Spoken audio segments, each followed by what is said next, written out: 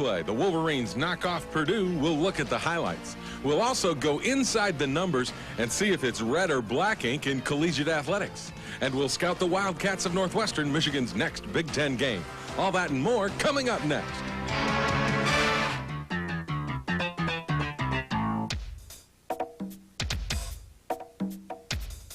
Michigan replay.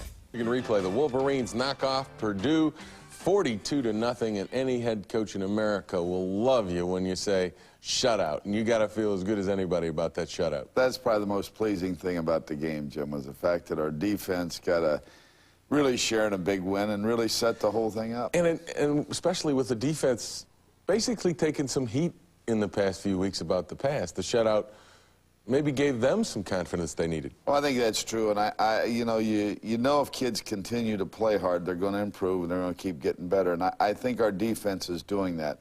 I don't say Purdue was the best test we could run into, but they had Hunter and they had some potential there. But you said last week you had to get better. Even if the opponent wasn't that good, you still had to improve. And in this game against Purdue on a cold, blustery day, you did get better, I think. I think we got better, particularly defensively, and I think offensively we got rolling in the second half.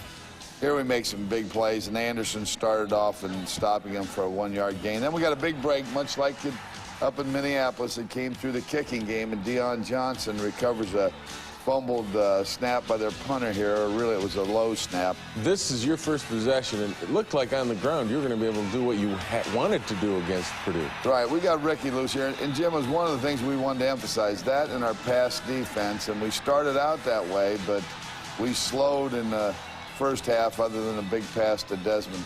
Those are the only points scored in the first quarter, so it's 7-0 at that point. We go to the second quarter, and Purdue starts to move on you a little bit. They started to move, and we knew they'd move the ball some. It's the keys keep him out of the end zone. And this is Hunter again, shows his ability. He scrambles for a first down here, but he has the speed, and he's still dangerous throwing the ball. One of the few passes they hit on you. Right, we didn't have the flat coverage here, and they get the fullback in the flat, and we came up and still kept it to somewhat of a minimal game. 3rd and 6, they try an option play, and I think Chris Hutchinson, along with a couple other guys, we get them stopped there. They gambled a lot. Here they are, 4th and 9, trying to go for it. Right, they got to delay a game on their field goal, so then it went to 4th and 9, so rather than kick it, they tried to pass, and fortunately, we got them stopped. You come back and start to go through the air because your running game started to slow down. Yeah, Elvis made a good move there and got the ball to Yale on a bootleg type of pass and jumped back inside the guard, so that was a big play. This may be your biggest criticism of Jesse Johnson. Well, we did this 2 occasions, Jim. We fumbled the ball twice. I think this takes away a scoring opportunity. We had another one that put us in bad position, so I was concerned about that, particularly the first half. And they run the ball fairly well. They controlled the ball on you in the first half. That had to be worrisome. Right, because we didn't, we did convert, we fumbled the ball. Now here's Eric Anderson making an excellent play. On a 3rd down, they try to cross us up with a counter. Jim, we're in man coverage. We missed that one. We're in trouble. Then the special teams come through again. Partially blocked kick puts you in good field position. Yeah, I think Otis Williams got a piece of that ball. We thought we could get some pressure, and you like to on a windy day because you're going to have a hard time returning the kick anyways, although Desmond did have one later. Here we hit Ricky on a screen pass. He does a good job getting outside. Steps out of bounds right there. We're just shy of the first down. Then the combination that a lot of people are talking about to Desmond Howard from Elvis Grbac. Yeah, Elvis does a good job getting Desmond the ball, and he gets it to the right guy, as you know, and Desmond can do a lot with it on his own afterwards, and that's the key. But that big play, other than the first drive, we were kind of slowed a little offensively, making some mistakes. Puts you up 14-0. That touchdown catch by Desmond Howard ties the NCAA record for consecutive games with touchdown passes, but at halftime, 14-0 in this game. You're not pleased, I don't think, are you? No, because I was very disappointed that we fumbled the ball. Then we also had a punt blocked in there, and those things. I dislike punting. You know, because it's a sign that you're failing offensively, and we can't do it all the time. But I mean, we get this quarterback's foot stepped on. He stumbles coming out from underneath center, and we just weren't sharp. But I don't think it was a lack of effort, to be honest with you. I don't think so either. The second half highlights are coming up, but first we hear from Desmond Howard about the team's attitude going into the locker room at halftime with that 14-0 lead.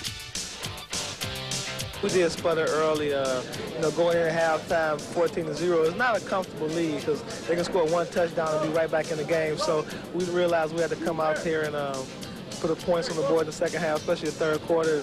Ricky's run, his second touchdown was a big touchdown for us. It was a nice run by Ricky. He showed, I think, good second and third effort on that play.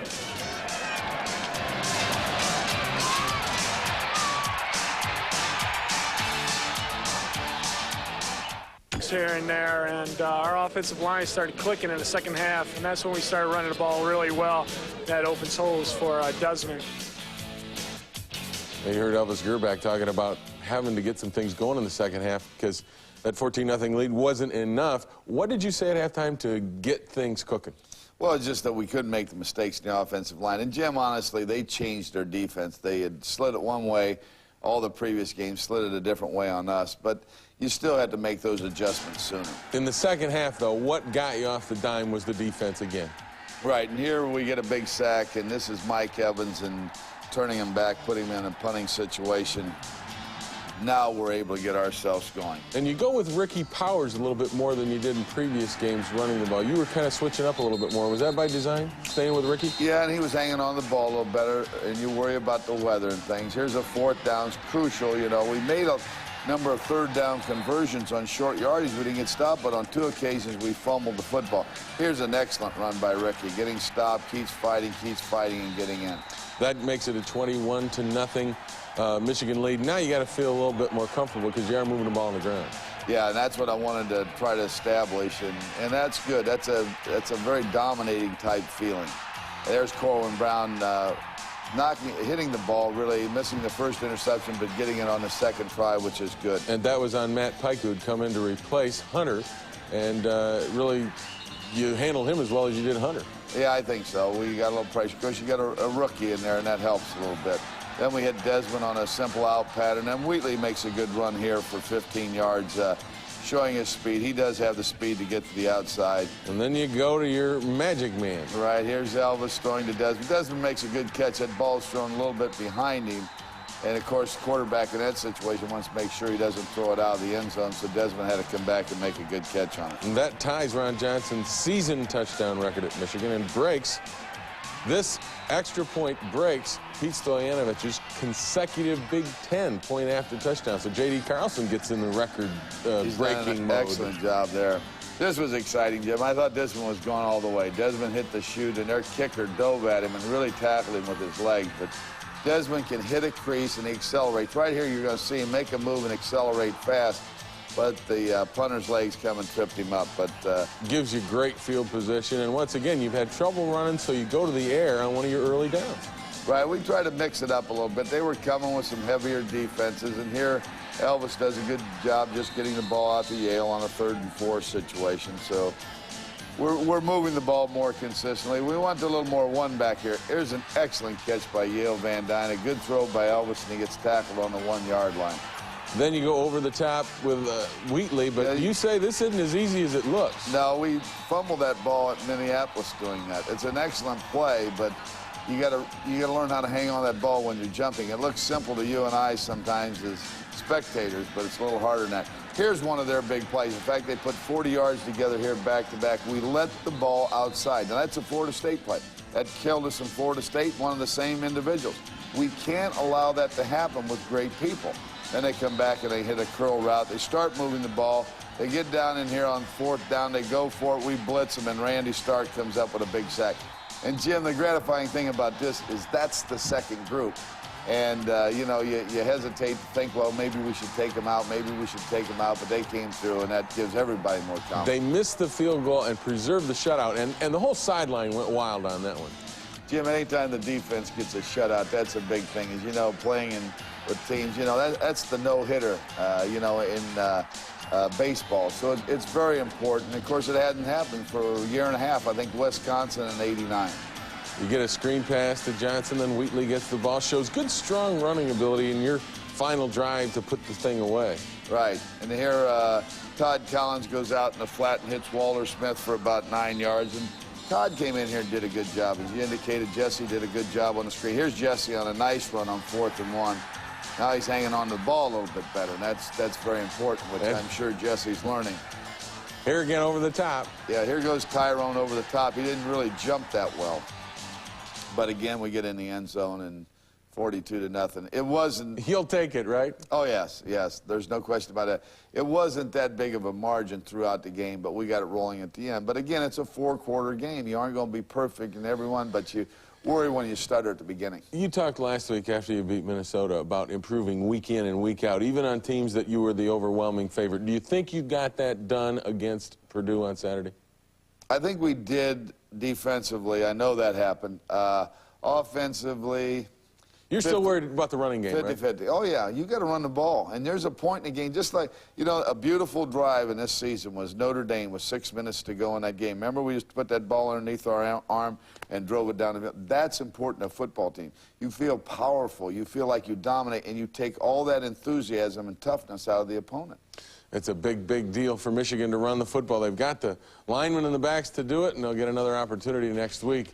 We'll be back and talk to you about the numbers of economics in collegiate athletics, but first we hear from the defensive heroes about pitching a shutout. Every week our goal is to improve more and more and more, and all this shutout did is prove to us that we've been working, and then we've been correcting our mistakes. You know, we still got a little mistake here and there, but we've been working towards being as the best defense we can, the perfect defense.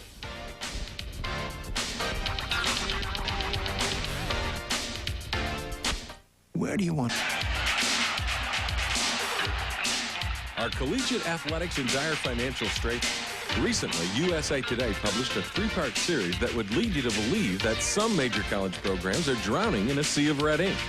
The article indicated Michigan was one of the programs losing big money.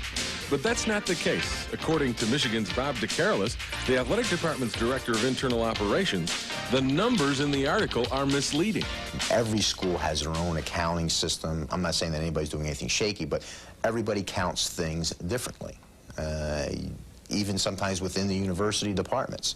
And so that information in that article is not truly reflective of what's really happening. You don't have to be a financial analyst to take a look and say, well, why is one university spending twice as much as the other when they're basically got the same programs?